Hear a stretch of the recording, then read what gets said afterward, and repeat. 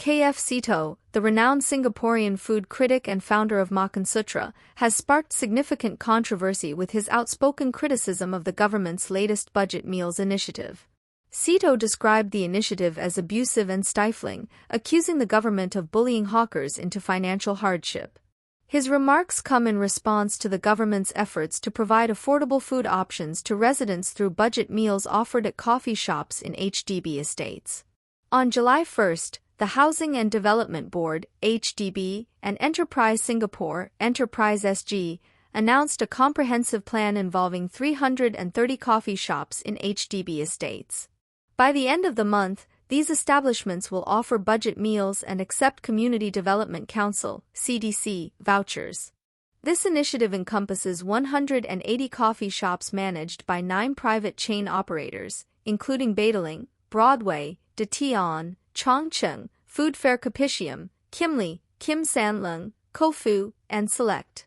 Notably, 120 of these coffee shops are privately owned, representing nearly 30% of the privately owned coffee shops in HDB estates. The remaining 60 coffee shops, which operate on a rental basis, have voluntarily committed to offering budget meals ahead of their lease renewals. The Budget Meals Initiative sets a price cap of $3.50 to $60 for lunch or dinner options, with drinks priced at $1.20 and below. According to the joint press release by HDB and Enterprise SG, around 150 rental HDB coffee shops currently offer over 1,000 budget meals and drinks. The authorities have emphasized their ongoing engagement with privately owned HDB coffee shop operators to encourage them to provide budget meal options, all while considering the sustainability of their businesses. Senior Minister of State for Trade and Industry, Low Yen Ling, underscored the government's commitment to supporting Heartland merchants and collaborating closely with F&B businesses to ensure that Singaporeans will continue to enjoy affordable meal options. However, this initiative has not been without its critics. In a Facebook post on July 6, KF Seetoh vehemently criticized the Budget Meals Initiative, accusing the government of bullying hawkers through the management practices of social enterprise hawker management companies. Seetoh argued that these companies impose a series of unfair rules, charges, and fines on hawkers, compelling them to sell meals at low prices, such as $3, without providing adequate compensation. He described this approach as a flawed solution to lowering the cost of living in Singapore, which he referred to as Pay More and More Singapore. Seetoh highlighted the significant financial burdens faced by hawkers, particularly the high costs associated with bidding for stalls. In some cases, hawkers pay market prices of up to 7,000 Singapore dollars per month to secure a stall, only to be cornered into selling a main dish for $3 Singapore dollars and 50 cents by the government. He questioned the logic behind this practice, asking why the government interferes with the entrepreneurial journey of these humble food business owners and stifles their creativity.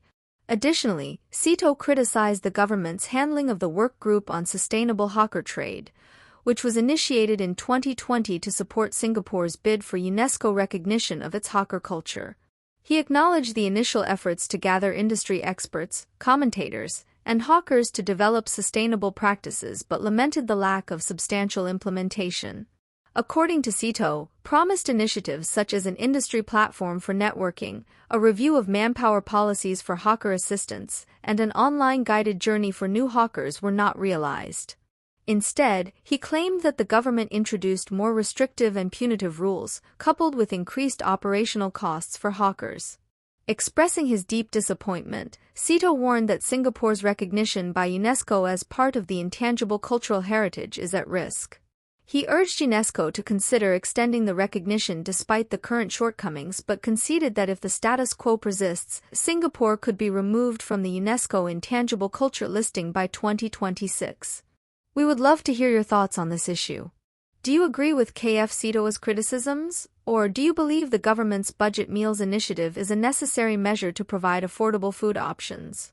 Leave your comments below, and don't forget to like, share, and subscribe to our channel, 2230, for more in-depth news coverage and discussions.